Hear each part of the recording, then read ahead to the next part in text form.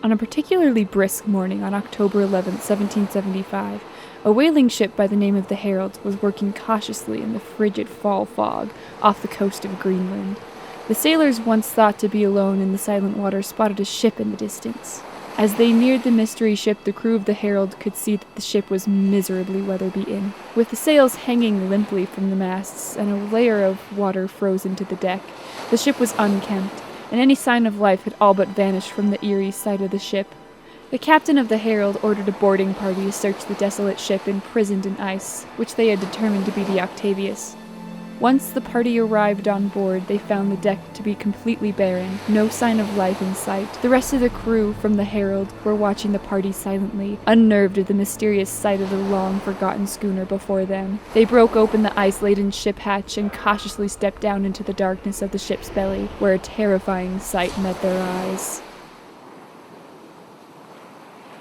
The year was 1761. A schooner by the name of the Octavius was docked in the port of London, eagerly awaiting to set sail for the Orient, with its trade cargo resting safely in the confines of its hull. With a crew of 20 as well as the wife and child of the captains, this large three-masted schooner was soon on its way to China. A year later, it docked safely without incident in China and began to unload its trade goods. Once the ship and crew had had time to rest up, they prepared to set sail home for the British shores. The captain noticed the sea was unseasonably warm that year, and rather than taking the same route home, he decided it best to take the northern route, either wanting to avoid the heat or get home faster. This was a daring and rather reckless decision, seeing as how the northern passage hadn't yet been charted. Some of the men expressed concerns over this, but since their earlier half of the trip had gone so smoothly, they agreed, and the Octavia set sail home for England, but the ship would never make it back to port.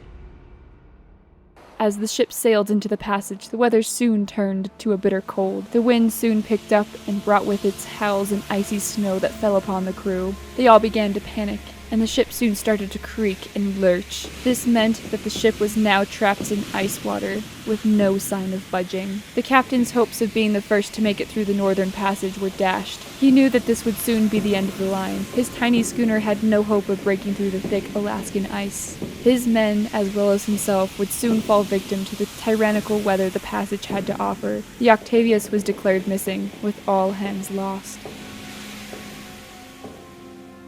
As the crew of the Herald creeped down into the belly of the forgotten schooner, the first man holding the lantern let out a terrified scream. He was met with the horrifying sight of a corpse standing against the wall, seemingly frozen in place. As more of the crew descended, they split up, each remaining silent as if to further preserve the scene. More and more of the Octavius's crew were discovered, all just as their companion had been found, frozen and preserved in their last moments of life, eyes wide open. As the men came to the Octavius's crew quarters and entered, they found nearly the rest of the crew, all frozen and lifeless. The Herald's men were growing fearful of what they had come upon, but they pressed on. They headed to the captain's quarters, where they found the captain sitting at his desk with his pen in hand and logbook open. The scene looked as if it were a picture taken from a time long past. The items on the captain's desk were all just as he had left them. In the corner of the room, they noticed a woman, huddled with a child, both frozen, just like the others, for the cold had no preferences to whom it took. Properly terrified, the expedition left as quickly and calmly as they could, soon to return to their home ship of the Herald.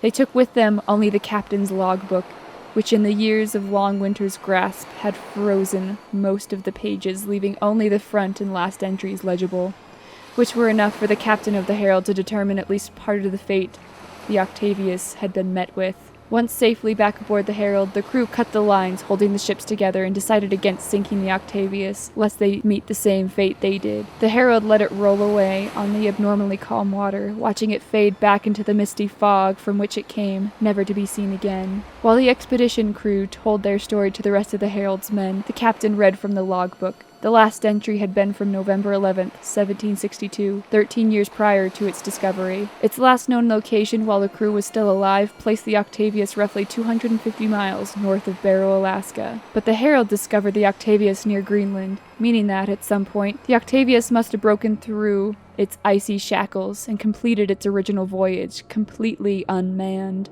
No other ships had come across the Octavius. Maybe it had run aground and been lost forever, or perhaps it continues its journey in the bitter and frigid waters of the north, crewed by its long-forgotten men. Alrighty, I hope you all enjoyed.